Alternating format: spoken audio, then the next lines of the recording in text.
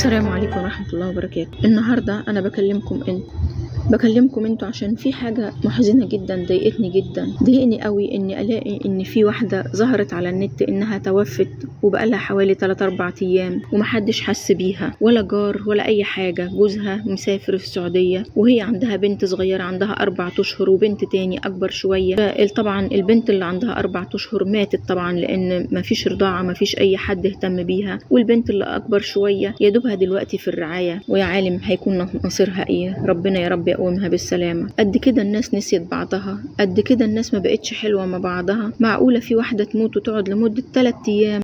يعني هي معاها أطفال صغيرين ومحدش حتى مفيش جارة وهي خارجة تروح تجيب خضار بتقول لها عشان ما تدوخيش بأولادك أروح أنا أجيب لك الخضار معايا وأنا رايحة أجيب خضار، شوفي أنت عايزة إيه وأنا أجيبهولك. مفيش جارة مثلا رايحة تجيب عيش، رايحة تجيب أي حاجة تقول لها أجيب لك. مفيش جارة تقول لها عاملة إيه النهاردة يا حبيبتي، إزيك عاملة إيه. مفيش حد يسأل عليها خالص. أنا مش هقول حتى أب وأم ولا خال ولا حاجة، نعتبر إنها مقطوعة من شجرة خالص ملهاش قرايب خالص، غير إن جوزها مسافر السعودية وهي عايشة كده. مفيش جار كده. انتوا عارفين زمان كانت جدتي، يعني الكلام ده بقاله مثلا 50-60 سنة، كانت تقول لي إن الجار كان دايما يبقى الجار. يعني إيه؟ يعني كانت لما الجيران يطبخوا حاجة كان كل البيت يطبخ نفس الأكل علشان كل الأولاد يبقى بياكلوا نفس الأكل. كانت الجيران تقول لبعضها هتعملي إيه النهاردة، تقول لها هعمل كذا، تروح هي عاملاه، وغيرها. يبقى البيت فيه مثلا حوالي 8-9 شقق، كانوا كلهم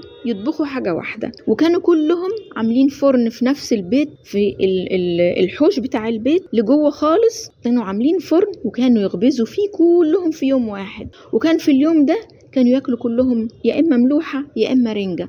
لو هياكلوا رنجه يبقى كلهم يجيبوا رنجه، لو هياكلوا ملوحه كلهم ملوحه، عشان محدش فاضي يطبخ، علشان كلهم قاعدين بيخبزوا. وكانوا يدوا للاولاد الصغيرين العيش السخن يحط لهم فيه بضايه وملح وفلفل اسود ويدخلوه الفرن تاني ويأكلوه لهم او يحطوا لهم فيه سكر. وكان كل العيال ياكلوا مع بعضهم. مش مهم انا مين اللي خابز دلوقتي، انا كطفل صغير اخد مثلا اكل اللي انا عايزه اكله، مش مهم من عيش امي، من عيش جارتي جارتنا، من عيش اي حد، مش مهم خالص. ما كانش فيه فرق خالص.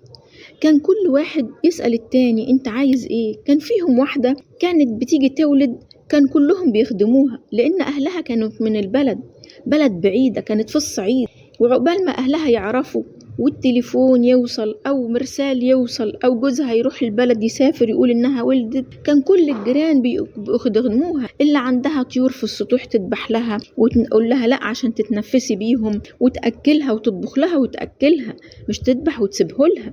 واللي تاخدها توضب لها شقتها، واللي تروح لها تعمل، كل واحدة تعمل لها حاجة، واللي تجيب لها الخضار، واللي تجيب لها اللبن وتقول لها لازم تشربي عشان تتغذي عشان تعرفي ترضعي العيل، وهكذا. دول كانوا الجيران. النبي عليه الصلاة والسلام وصى على 7 جار.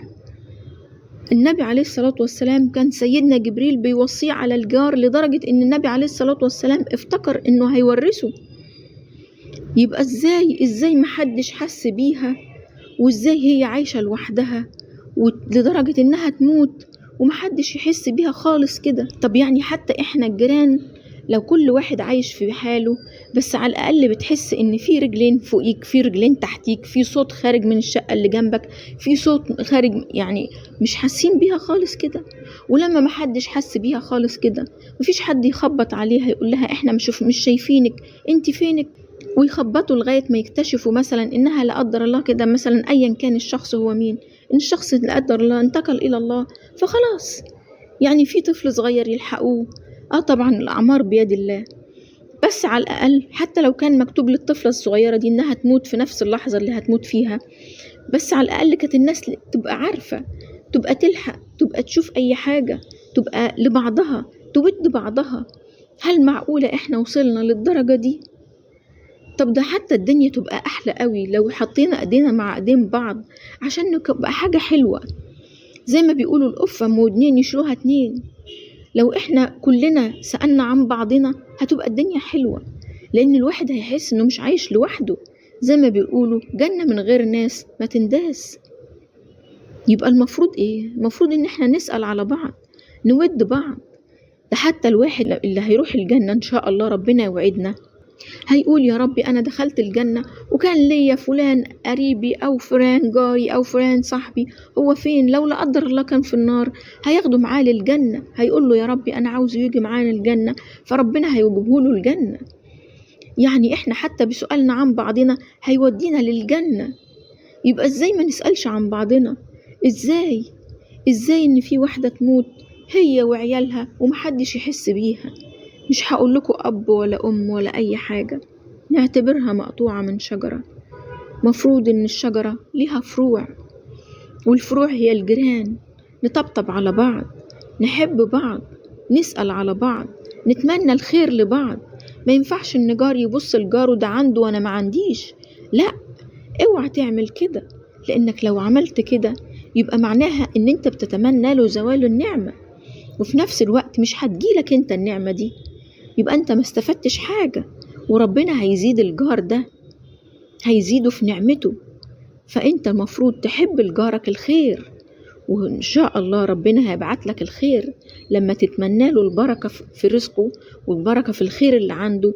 ربنا هيزيدك، هيرد عليك ملك ويقول لك ولك المثل. عايزين نرجع لزمان، نحب بعض ونخاف على بعض ونتمنى الخير لبعض. ومع السلامة بقى.